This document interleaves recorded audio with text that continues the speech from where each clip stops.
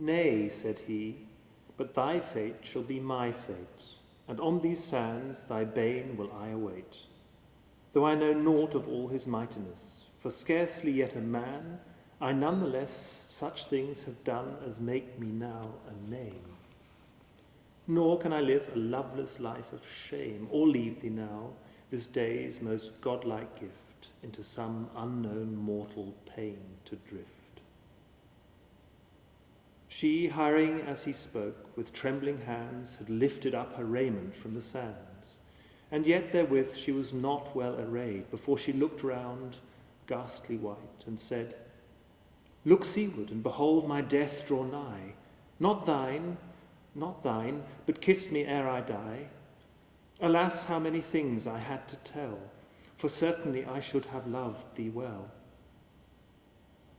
He came to her and kissed her as she sank into his arms, and from the horror shrank, clinging to him, scarce knowing he was there.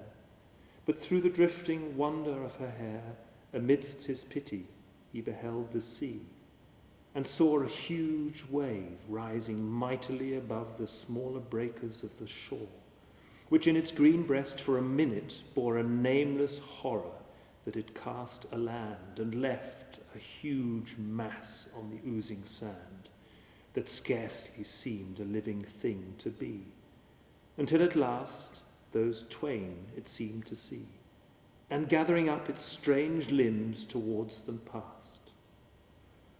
And therewithal a dismal trumpet blast rang from the tower, and from the distant town the wind in answer brought loud wails adown.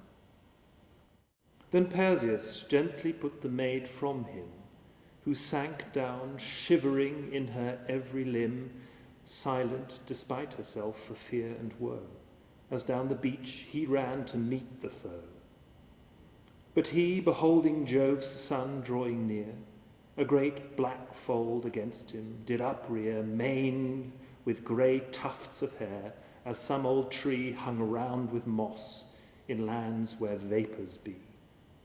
From his bare skull his red eyes glowed like flame, and from his open mouth a sound there came, strident and hideous, that still louder grew, as that rare sight of one in arms he knew, but godlike, fearless, burning with desire, the adamant jaws and lidless eyes of fire did Perseus mock, and lightly leapt aside, as forward did the torture chamber glide of his huge head, and ere the beast could turn, one moment bright did blue-edged Herpy burn.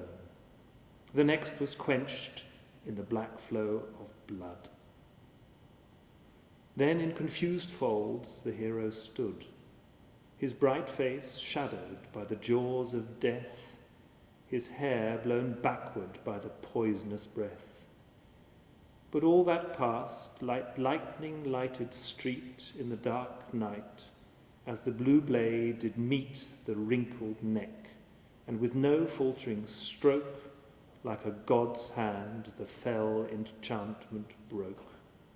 And then again, in place of crash and roar, he heard the shallow breakers on the shore, and o'er his head the seagull's plaintive cry, careless as gods, for who might live or die.